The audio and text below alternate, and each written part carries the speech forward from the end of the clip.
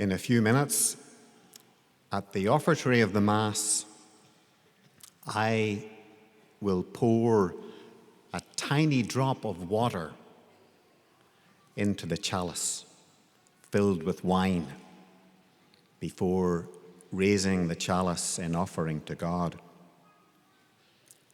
That tiny drop of water, plain and tasteless, stands for us, for all of us, daring to be poured into the rich wine of the life of God. You can see how water and wine are powerful symbols of what we are in our created nature and what we can be united with Jesus in the life of God.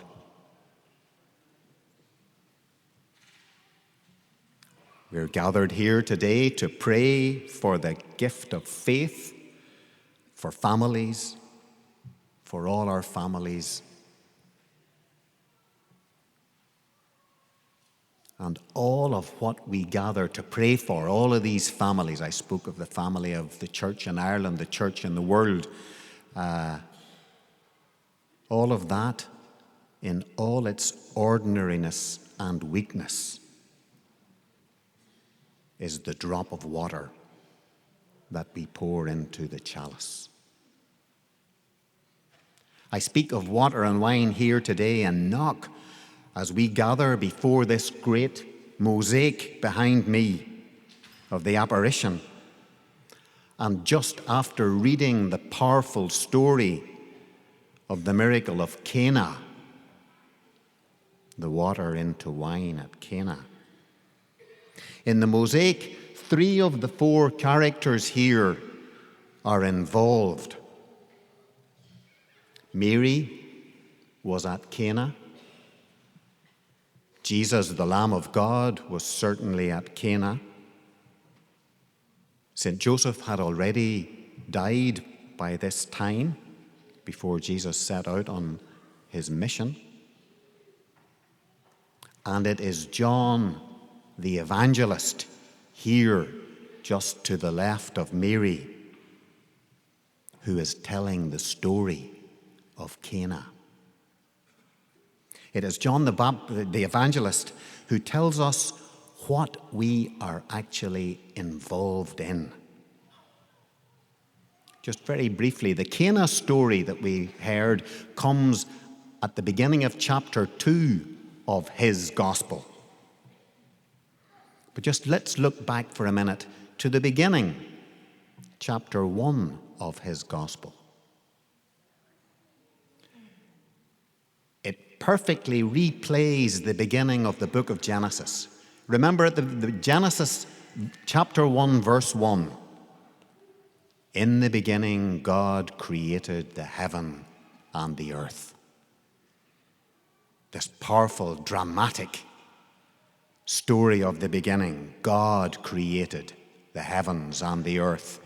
You can almost hear the Star Wars music and the sense of the drama of nothing bursting into life and hurtling off endlessly as creation began. And what does John, do? In John chapter 1, verse 1, he begins, "In the beginning was the Word, and the Word was God, and the Word was with God."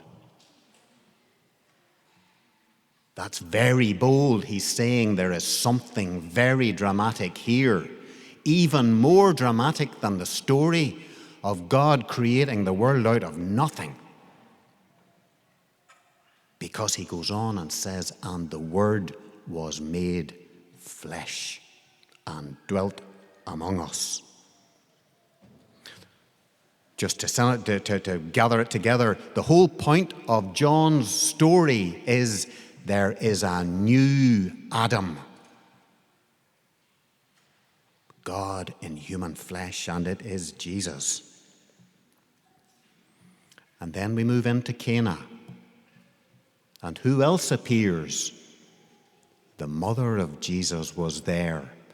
And in that powerful little scene where she comes to Jesus and says, they have no wine. And he says, what is that to me and to you, woman? That often sticks in our memory early on when you hear that. Jesus, at the beginning of the gospel, the very first time she appears in John's gospel, Jesus calls his mother woman. It can seem as if it is some kind of a rebuke or a belittlement. No, on the contrary.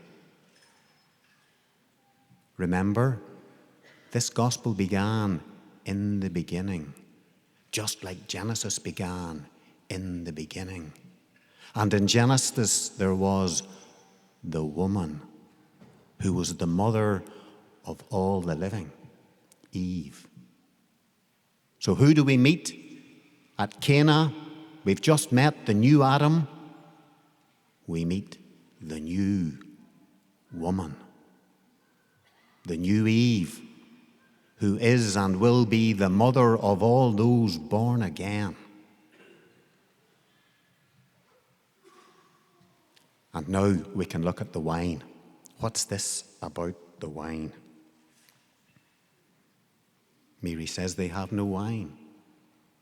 He says what he said, as if he's going to do nothing about it. And then these powerful words that are relevant to you and me. She says to the servants, do whatever he tells you. And the servants, he tells them, fill up those 6 jars with water. What on earth that was going to have to do with the problem of there being no wine was anybody's guess, because those big jars were there for the ablutions. They were there for people to wash themselves in before they went to the meal. But they did as they were asked. They did what the woman said. They did whatever he told them. And the water was turned into wine. The dirty, ordinary, miserable, humble water became rich and beautiful, the wine of joy and gladness. And this was the first of the great signs of the new Adam. And we are involved. There were 3 main actors in this story. The first was Mary, the new Eve. They have no wine. The second was Jesus, the new Adam. And the third was the servants who did what he asked them. And they were all involved. The servants, the humble servants, they too had their part to play in the new wine. And we too have our part to play. We are gathered here today because we are invited to be actors in this awesome drama of the Word made flesh.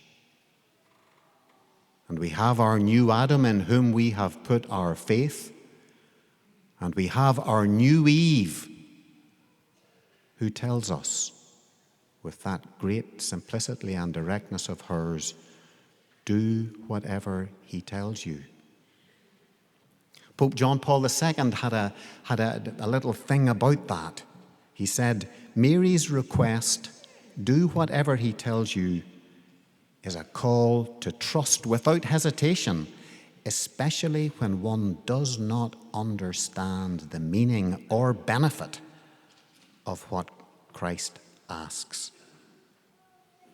So it's when the Lord asks us to do something difficult, to step out of our comfort zone, in those moments, perhaps especially in those moments, Mary is speaking to us.